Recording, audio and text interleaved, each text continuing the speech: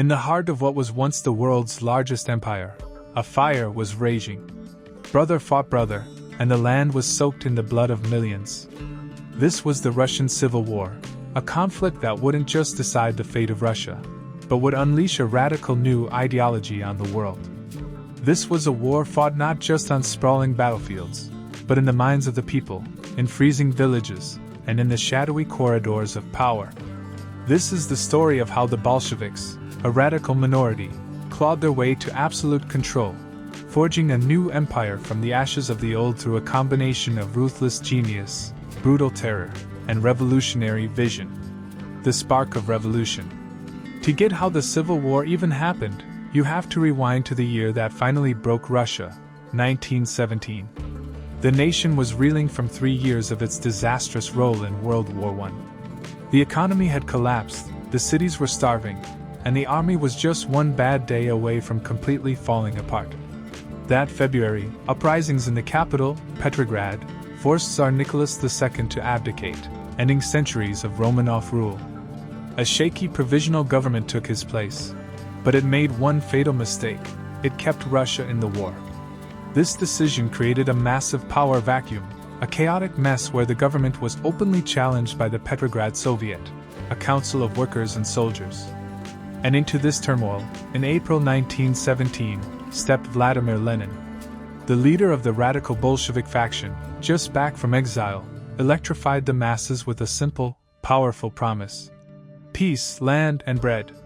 While other political parties debated and dithered, Lenin offered action.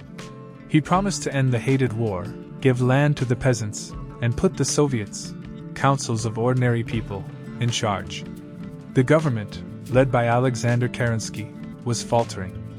A failed military offensive in June and a botched right-wing coup by General Kornilov in August shredded its authority, and ironically, made the Bolsheviks look like the true saviors of the revolution. Lenin sensed his moment had arrived.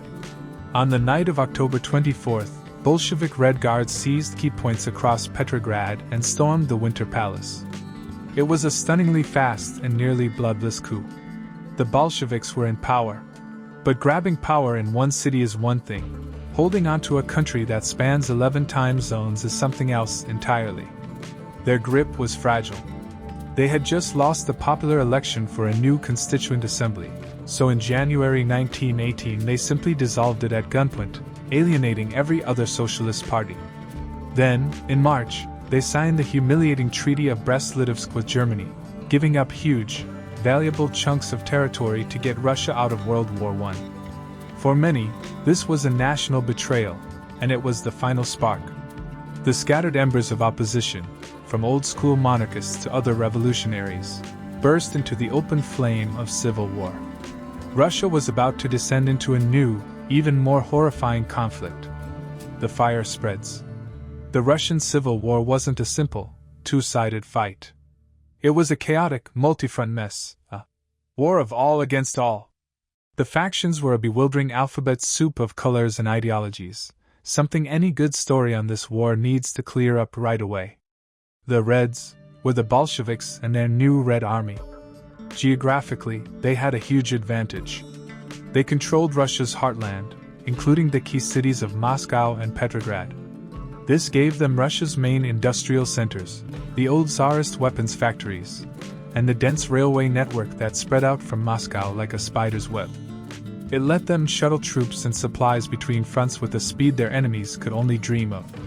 Their main opponents were the Whites. But this wasn't one unified army. It was a loose, bickering coalition of everyone who hated the Bolsheviks. It had monarchists who wanted the Tsar back, liberals who wanted a republic, conservative army officers, and even moderate socialists Lenin had shoved aside. Their only real point of unity was hating Bolshevism. They were scattered around the edges of the old empire, in the south, in the vastness of Siberia, and in the northwest near the Baltic states. But there were other colors on this bloody canvas. The Green armies were mostly peasant militias, who often fought against everyone. They resisted both the Reds and the Whites, anyone who tried to draft their men or, most importantly, steal their grain. Some of these peasant rebellions grew into a major headache for the Bolsheviks. Then there were the Blacks, the anarchist armies, most famously Nestor Makhno's force in Ukraine. Sometimes they'd ally with the Reds to fight the Whites, and other times they'd fight the Reds to defend their dream of a stateless, anarchist society. And finally, you had the wild card, foreign intervention. Worried about communism and hoping to get Russia back in the fight against Germany, about 13 foreign powers, including Britain, France, the US, and Japan, got involved. They landed troops and sent money and guns to the White armies. Winston Churchill famously declared that Bolshevism must be strangled in its cradle. But the intervention was mostly half-hearted and poorly coordinated. In the end, it was a massive propaganda gift for the Bolsheviks, who could now claim they were the only ones defending Mother Russia from foreign invaders and their white puppets. In the spring of 1918, the whole thing ignited. In Siberia, the Czechoslovak Legion, 40,000 soldiers just trying to get home, revolted when the Bolsheviks tried to disarm them. They seized the entire Trans-Siberian Railway, creating a huge anti-Bolshevik front and a rallying point for the White movement. The war was on. From every direction, armies began to march, all converging on the Red Heartland. The revolution's survival now depended on one thing: forging a weapon that could hold them all back. Forging the Red Sword. After the revolution, the old Tsarist army had simply melted away.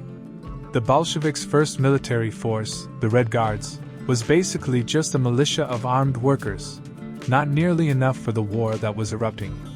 The job of building a real army fell to one of the revolution's most brilliant and controversial figures, Leon Trotsky.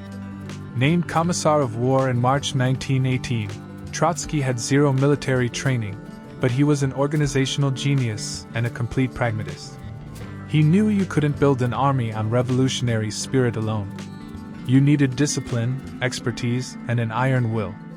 His creation, the Red Army, would become the single most important reason the Bolsheviks won. One of Trotsky's first moves was also his most controversial. He recruited tens of thousands of former Tsarist officers. These military specialists had the technical skills the Bolsheviks desperately needed, but party hardliners were furious. How could they trust men who had just served the Tsar? Trotsky's solution was both clever and cruel. He paired every officer with a political commissar, a loyal party member who had to approve all orders and watch for any hint of betrayal. To make absolutely sure of their loyalty, the families of many officers were essentially kept as hostages. Discipline was forged in fire. Desertion was rampant, and Trotsky's methods to stop it were brutal. He authorized blocking detachments to shoot any soldiers who retreated without orders. While the systematic use of Roman-style decimation, executing 1 in every 10 men, was rare, Trotsky certainly threatened it, and used summary executions to restore order in units that fled. And shadowing the army everywhere was the Chayka, the Bolshevik secret police, ready to execute any suspected traitor. It was a regime of terror, but it worked, turning a disorganized mob into a cohesive fighting force. Trotsky wasn't just some desk general. He was a constant, electrifying presence at the front. His headquarters was a custom-built armored train that served as a mobile command center, complete with a printing press, telegraph, and his own elite guards. For 2 years, this train crisscrossed the war fronts, covering over 65,000 miles. Trotsky would show up at the most critical moments, delivering fiery speeches from the roof of his train car to rally demoralized troops, overseeing strategy, and sometimes executing failed commanders on the spot. The train became a living symbol of the revolution's will to win. Through mandatory conscription, Trotsky grew the Red Army from a few 100,000 men in 1918 to over 5 million by 1920. He understood this was a war of mass, and the Bolsheviks, holding the most populated parts of Russia, could mobilize on a scale their enemies never could. The Red Army was far from perfect, but under Trotsky's fanatical leadership, it became the brutal and effective sword of the revolution. The white tide and its ebb. By late 1918 and into 1919, the Bolshevik regime was on the ropes. The White armies, flush with Allied supplies, were closing in from all sides. This was the high-water mark of the White movement, the moment they almost won. The first big threat came from the east. In Siberia, Admiral Alexander Kolchak, a former naval commander, had set himself up as the supreme ruler of Russia. In the spring of 1919, his armies launched a massive offensive, pushing west toward the vital Volga River. It looked like they might link up with other anti-Bolshevik forces for a unified march on Moscow. But Kolchak's success was built on sand. His supply lines were stretched impossibly thin, his government was corrupt, and his brutal policies turned the local population against him. The Red Army regrouped and launched a furious counteroffensive. Kolchak's lines shattered, and the retreat quickly became a rout. In early 1920, Kolchak himself was captured and executed by a firing squad, his body dumped through a hole in the ice of a frozen river. With Kolchak gone, the main threat shifted to the south, to General Anton Denikin's army. This was probably the most effective of the White forces. In the summer of 1919, Denikin launched his Moscow Directive, an all-out assault on the Bolshevik capital. At first, it was a stunning success. His forces captured city after city. By October, they had taken Oryol, less than 250 miles from Moscow. Panic gripped the Bolshevik leadership. Lenin himself reportedly considered abandoning Moscow. It was Trotsky who insisted they stand and fight. At the exact same time, a Third Army under General Nikolai Yudenik made a mad dash for Petrograd in the northwest. His troops reached the suburbs of the city. The cradle of the revolution was about to fall. But right at this moment of maximum danger, the fatal flaws of the White movement became clear. Their different armies failed to coordinate their attacks.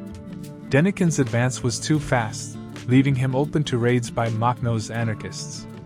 And most importantly, the Whites had no unifying vision beyond just hating the Bolsheviks. Their main slogan, "A great, united, indivisible Russia," alienated ethnic minorities who wanted independence. Their ties to the old landlords meant peasants were terrified a White victory would mean losing their land all over again. The Bolsheviks, on the other hand, had a single, ruthless command and a clear, brutal purpose. As the Whites closed in, the Red Army dug in its heels. Trotsky rushed to Petrograd and rallied the city's defenders, turning the tide against Yudenik. In the south, the Reds launched a massive counterattack against Denikin's overstretched lines, spearheaded by their new, highly mobile 1st Cavalry Army. Denikin's offensive collapsed. His army began a long, agonizing retreat that ended in a chaotic evacuation from Crimea. The great white tide of 1919 had crested, broken, and was now gone. The Bolsheviks had survived their darkest hour. The battles of the Russian Civil War were vast and complex, and they literally shaped the 20th century. If you're finding this deep dive into history valuable, make sure you subscribe and hit the notification bell so you don't miss our next documentary. Your support helps us keep bringing these critical stories to light. Now back to the war, where the fighting wasn't just against other armies, but against the people themselves. War on the people. While armies clashed, a different, quieter war was being waged against civilians. For the millions of ordinary Russians caught in the middle, it was a daily nightmare of terror, starvation, and disease. Both sides committed horrific atrocities, but it was the Bolsheviks who turned terror into an official instrument of state policy, a way to crush all opposition and remake society. Their main weapon was the Red Terror. Officially launched in September 1918 after an attempt on Lenin's life, it was run by the Chaika, the first Soviet secret police. Led by the ruthless Felix Dzerzhinsky, the Chaika had unchecked power to arrest, torture, and execute anyone they called an enemy of the people. This was a deliberately vague term that could mean anyone from political rivals to entire social classes: the middle class, priests, former nobles, and so-called kulaks, or wealthy peasants. People were shot in cellars and dumped in mass graves. The Chaika's methods were designed to create maximum fear, from public hangings to taking hostages from a village and shooting them if the village resisted. Estimates for the number killed by the Chaika range from tens of thousands to well over 100,000. The Whites had their own White Terror, and it could be just as savage. They carried out brutal reprisals against suspected Bolsheviks and their sympathizers.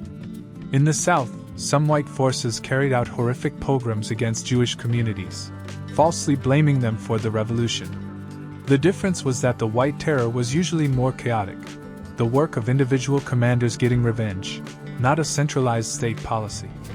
But maybe the most devastating policy of all was war communism. Put in place in mid-1918, it was a set of extreme economic measures meant to feed the war machine. It involved nationalizing all industry, banning private trade, and most notoriously, forcibly seizing grain from the peasants. To feed the army in the cities, Lenin sent armed detachments into the countryside to take all grain beyond what a family needed to not starve. The policy was a catastrophe. With no reason to grow extra food, peasants planted far less. Many resisted violently, hiding their grain, slaughtering their animals rather than hand them over, and rising up in green rebellions. The combination of grain seizures, the war, and a severe drought led directly to the Great Famine of 1921.